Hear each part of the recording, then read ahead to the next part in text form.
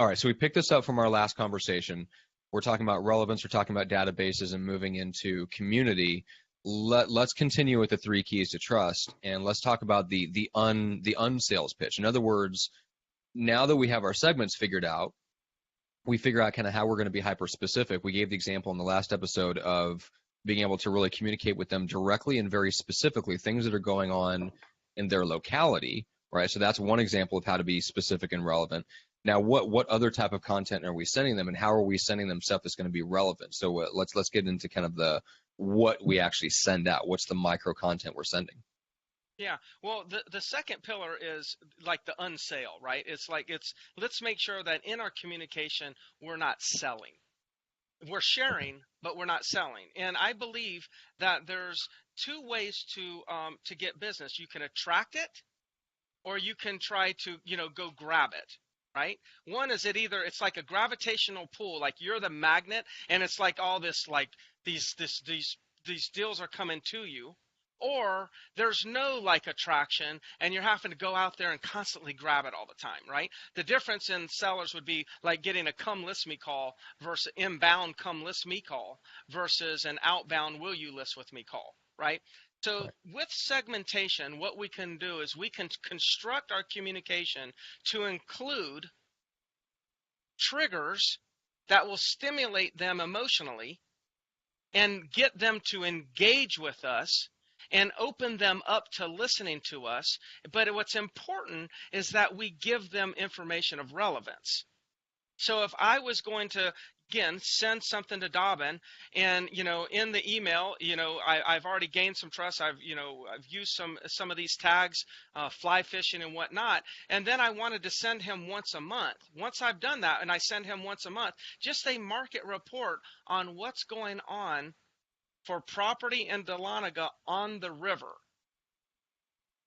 He would probably open that up. He would probably, now this is basic information. How many properties sold? How many are pending? How many are listed? What's the average sales to list price ratio? What's the days on market? But because it's specific to Dahlonega and properties on the river versus there's properties in Dahlonega that are not on the river, that would be important to somebody else.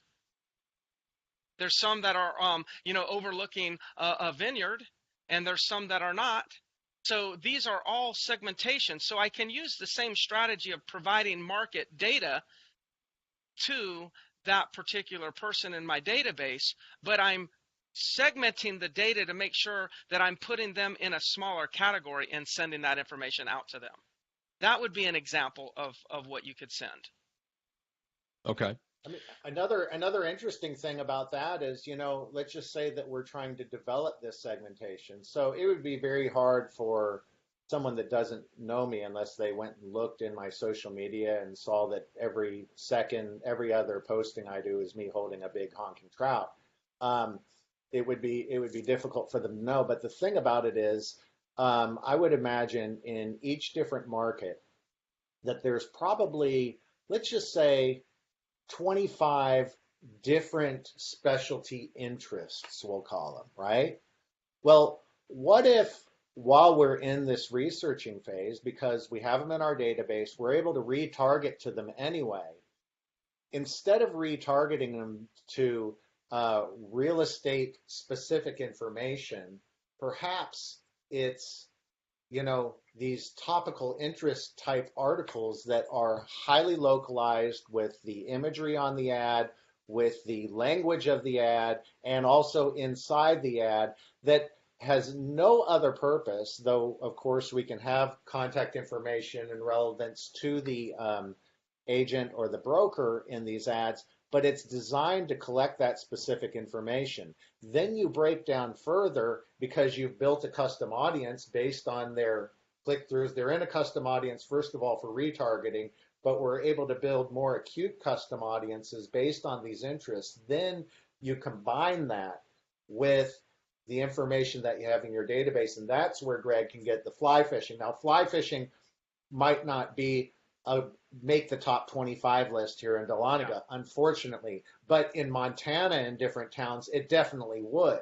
Or there's skiing, or there's this, or there's that. But if you could narrow down to 25, or you would probably narrow it down, Greg, to 300 or something ridiculous. But for the normal human being, let's take a bite-sized chunk, 25 specific local interests that you could tailor language to. You can have click-through information that would give us that, and then we could reformat some of our real estate language around that idea or something, and get that level of intimacy that we're looking for. There's a lot of ways to collect information. But I think with what we're able to do through retargeting and pixeling and building custom audiences and other things that we do, there's just tons of opportunity to own that. So Matt, a couple small ones, just letting him lead me a little bit on that. So some basic things that would be very important that most people don't do would be tags, would be home versus condo versus land. Okay, that's very simple, right? It would be golf course. On the golf course, on the ocean front, on the river. Those would be basically. Now, what can you do with these things? So what happens, instead of saying, and I'm just making this random sentence up, I saw, I know you own property in the area versus I know you own a home in the area versus I know you have a home on the ocean front. Okay, so you could just take those basic tags, and then when you're formulating your message, that's how you can use those. And if I say, hey, this would be a salesy thing to say. Do you want to sell your property? Versus do you want to sell your home? Versus do you want to sell your home on the river? Versus do you want to sell your home on the river in Myrtle Beach, South Carolina? So every time that I can pull that basic information in to construct a sentence that will get me deeper into the conversation. You'll listen better as I'm adding more of that information into the structure of the content. Right. I just sold, like I have a campaign, a just sold campaign. And the just sold campaign is when we sell a property in the community, then everyone that's tagged that community, we kick off a just sold campaign. And I can't remember exactly what it says, but it basically says, hello, Matt. We know we know you have a property in blank. There's a field. There's a tag. We know you have a property in Presswick. Okay. We wanted you to know that we just sold one over on Links Drive. We got a lot of interest in that particular property, and we're wondering if you put any thought to sell. Something like that, right? But see, I'm inserting those tags in there, so then I can just continue. That's automated. So I'm still using marketing automation to communicate to my database and doing it on a grand scale. We get a ton of business from that strategy. But what's important about that strategy is our mention of those specifics. Right. That's if you just sent a random, hey, we just sold a property blank, then we wouldn't have gotten as much. We wouldn't get much of a return or as much. Mm-hmm. Yeah, that's really interesting. So you're saying that you can literally, if you construct the tags right, you can pre-build campaigns where there literally is triggered and there's no effort on the back end other than the initial effort to set it up. And the tags insert those kinds of specific information that make it hyper relevant with and there's no additional work to make it more relevant. Once the work is put in, the campaign is set up, the tags are properly constructed, the email that campaign will go out. Period. There's no additional work for each campaign. That would be correct. And go ahead. Dobbin would answer that question better than me. Yeah, I was just going to say that what can happen is that the tags can trigger specific merge fields that are pulling data from the database that's specific to neighborhood or location or what have you. So within the in the Infusionsoft system, when we apply a tag, we can also immediately put data into a custom field, which then can be pulled into any communication that we do. So important things that we're going to want to pull from once a tag is created, that can automatically create the language that then gets pulled and inserted through merge fields into the email communications, the SMS communications, or can dictate which custom audience that we're going to direct them to or other things like that. It can be all done through automation. Yeah. Matt, let me add this too, because I know this could probably be overwhelming to a lot of people. And what Yeah. people need to understand is I don't know how to do anything that I'm talking about. Okay. I, I mean, I know in theory what the heck's going on, but if I had to actually go put a tag somewhere, I would not even know how to do this. Okay. But Dobbin has built the system for us and through the collaboration between each other. So if somebody's thinking about how in the heck am I going to remember all these tags and all this? So most of us have some sort of sheet that we call a lead sheet in the real estate industry. So let's just say that I'm an agent and your normal lead sheet be a piece of paper and you have name and email address and their address and maybe why they're selling, what are they hoping to get for it, what's their mortgage balance. Hey, here's a little tip. Those are all the things that are on our lead sheets. But what we did is over the years we added to the lead sheet all these different tags. And then like, are they on the ocean front? Are they an owner? Are they a renter? Are they a buyer? And so we have all these tags. What's the building name? And all these tags on our lead sheets. So then when we're talking to them, we're checking off all these little tags. So we're not having to go figure out where to find this information. You'll be amazed if you'll just listen.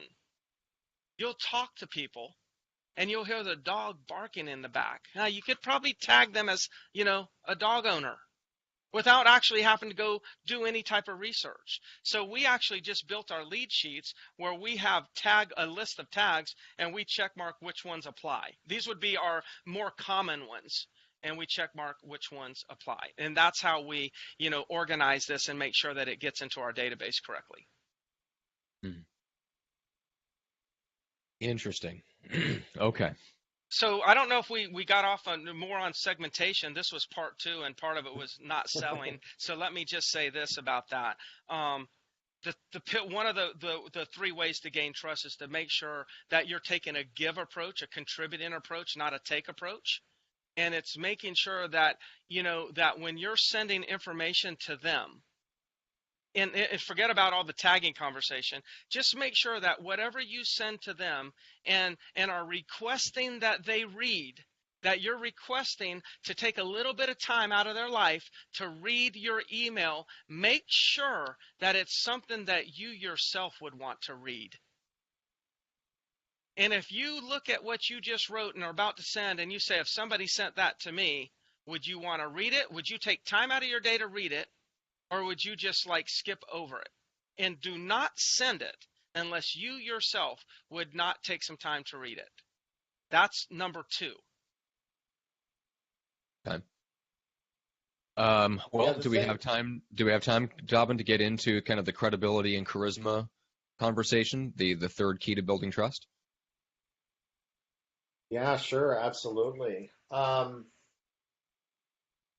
When we were talking earlier about that, the third pillar, credibility and charisma, above and beyond the data that we've talked about, the non-sales approach, a lot of things fall back to the energy and the connection between human beings. And this is an advantage and it's a liability if you aren't doing things correctly. And so, one thing that I found to be really valuable to me early on, Greg had turned me on to a coach that he and his team were using, Matthew Ferry. And I really appreciated the training, the sales training that he was providing to real estate professionals. And I've copied so much of his stuff. I probably actually copied Greg more than anybody on the face of the earth. But the thing about it is about a deep sense of servitude to our audience. And ultimately, if we come from that place, the energy that emanates from us through our written word, through our SMSs, through our social media, it's going to come through as some level of authenticity. I cannot tell you how many times in marketing that I've seen people doing almost everything correctly, but the personality of the person, the language, and how they're presenting, particularly when we start getting into video marketing and other things like that, it just falls way short. And ultimately, if you do everything else right and you don't have the charisma or the um, just the ability to properly connect with your audience, it's it can be devastating. So I'm probably going way overboard on this, but I think that it's another thing worthy of looking into, because if you're going to make the investment in all this stuff that we've talked about, which is a lot of effort, we want to make sure that how we're coming across and the spirit of how we're coming across, or the essence, as Greg and I use the word, is 100% in line with what people are going to appreciate.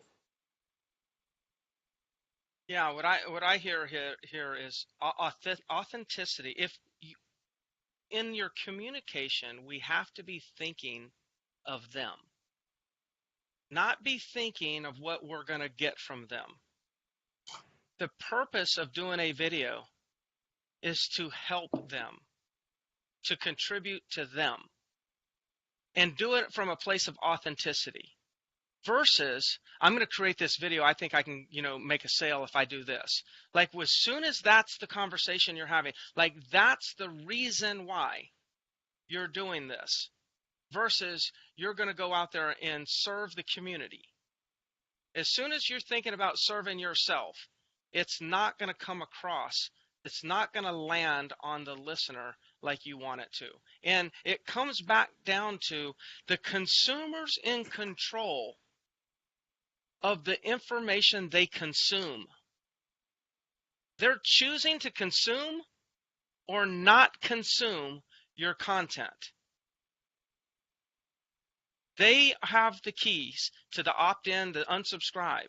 And so in order to win them over, we actually have to be focused on them. And I will say, any agent that takes this on, even at a basic level, they are going to win big in their market. Dobbin, sometimes I send these to you. I have had people say to me, call me. I've had somebody call and come to my office and tell me, I don't remember talking to you, Greg, but you've been sending me some information for years, and I'm never going to sell. They'll take me out of here out of this house in a pine box. But I have made it clear to my wife that when I pass away, she's to call you because you're our realtor. Wow. I have had that conversation. I've had a man come to my office to meet with me to tell me that. And I've had a few people call me over the years to tell me that. And I've heard similar stories from my agents who are using the same exact content to be pushed out to their database. See, we're here to serve them. We're not. I tell people, I don't care if you sell 5 years from now. I'm still going to be here. That's not the intent. All I'm doing is just want to make sure you're taken care of. I want to make sure that you have the information. I want to make sure that I'm the resource. So at any point that you need information to make smart business decisions in the area of real estate, I want to be your go-to person. If you'll come from that place, and if you'll think about the start of these videos where I'm talking about why databases are so important and how people are tuning us out more than ever and just going to continue to tune us out, they're going to block us. The block button is a form of filtering. That block button is going to be used more and more as time goes on. We're going to start using the block button more and more. To make sure you pass the test and don't get blocked, it's got to be about them. And that's where I hear Dobbin talking about authenticity, charisma. I think authenticity is charisma, and charisma becomes entertaining. And these people are going to tune in. I think the other thing, which is not all about the technology, but, another thing is, once we get through the technology of marketing, of making connections, and when we go through all this effort to do things right, when it gets to the human end, the people on the other end, the agents that are actually having the meetings with these sellers and these buyers and et cetera, the different types of customers, need to be an extension of that same message, because that's where a lot of stuff to where you can have kick-ass marketing on one end, but then when they get to the human level, they aren't feeling that same thing that they bought into on the road there, and then it's a shutdown, So I think that culturally there needs to be an extension of this incredible message, this same aspect of servitude, this same aspect of authenticity. You don't want it to hit somebody that's just like trying to, get a listing or bust a sale, pressure someone into something. I'm sure most people don't operate that way anymore, but they're out there. So that's another thing to consider, is that culturally the message or the story or what we're trying to do in our marketing is really a predecessor and to something that's going to continue on that same path is very important, in my opinion. Yeah, I agree. Interesting. Well, I've taken a page and a half of notes. Let's we could keep going. But I do want to make sure that we get people the information to connect with Dobbin. So if they want to implement some of these things, I know that there's a way to get the essentially the Greg Harrelson package and get a head start on some of this stuff. So Dobbin, what's the best way for people to reach out and connect and learn more about what you do and potentially implementing it? Absolutely. The best way is to go to www.realestatesalessolutions.com, and there's some information on that site, as well as a form to request a demo of the Greg Harrelson campaigns and Infusionsoft. That gets people into my team. If there are specific questions people have for me, they can reach out through those team members. David Quinones and John Crocker are the two men that are responsible for helping real estate professionals. We also have a vast amount of custom solutions and different things that we do for real estate brokers and agents alike. So that's the best gateway. And then my direct website email address is www.getuwired, G-E-T, the letter U, W-I-R-E-D.com, and I can be reached through that portal as well. And Greg, what's the best way to reach out to you? Just hit me up on Facebook Messenger. It's the most efficient way to do it. I'll do my best to respond to all the messages, and that's it. That's the easy way. All right. And then for the show itself, just look up the Level Up Podcast. You can grab that on iTunes, Apple Podcasts, Stitcher, anywhere on any device that you're listening to podcasts. Just look up the name of the show. You can also go to the leveluppodcast.com. You can find links out from there. You can also watch the video versions of the show right there. You can also grab us on YouTube and subscribe to the Level Up Podcast YouTube channel, or like us on Facebook. If you're in the Century 21 community, you probably see all the content for the show in the Facebook workplace, where you guys can share that content. You can interact, you can comment, you can message Greg directly. You can, I know there's a lot of people that kind of ask questions and put questions in the comments, which Greg is gracious. Go back and check those comments and respond to people every time we do a show. So, Greg, I just wanted to say that I appreciate that, and everybody, You've made yourself very, very available. So if anybody has follow-up questions, which I know they will off of an episode like we've done, this series on database and trust, they're going to have a lot of questions. Just reach out, put in the comments, message you directly, because we're happy to help, and you've been very good about making yourself available to help. So with that being said, anything, Greg, that you want to leave people with on the subject of databases and trust? Man, I think we hit it hard. I think the only thing that I would say right now is rewind and listen again, because I think what you just heard was just Dobbin and I really allowing you all to listen in to a very common mastermind brainstorming conversation like session that Dobbin and I would have. This conversation looks just like the conversation when Dobbin and I are together and we're strategizing to build out the next thing for us to level up in our own business. So I just leave you with that. Please listen to it again, because I think there's so much value here for someone to take. Whether or not you get involved with any of the content that Dobbin's referring to, which is the content that I'm using myself, that's great if you do, but that wasn't the real intent here. The intent is to make agents aware of where we believe the market's heading and how you can get in front of it, so you're not a victim of the competition, which is more so the technology companies. Perfect. Well, guys, thanks again so much. I really, really appreciate both of you guys really contributing and kind of opening this this type of conversation up to the rest of us. Yeah, it's fun. Thanks, Dobbin. Thank you both. Take care.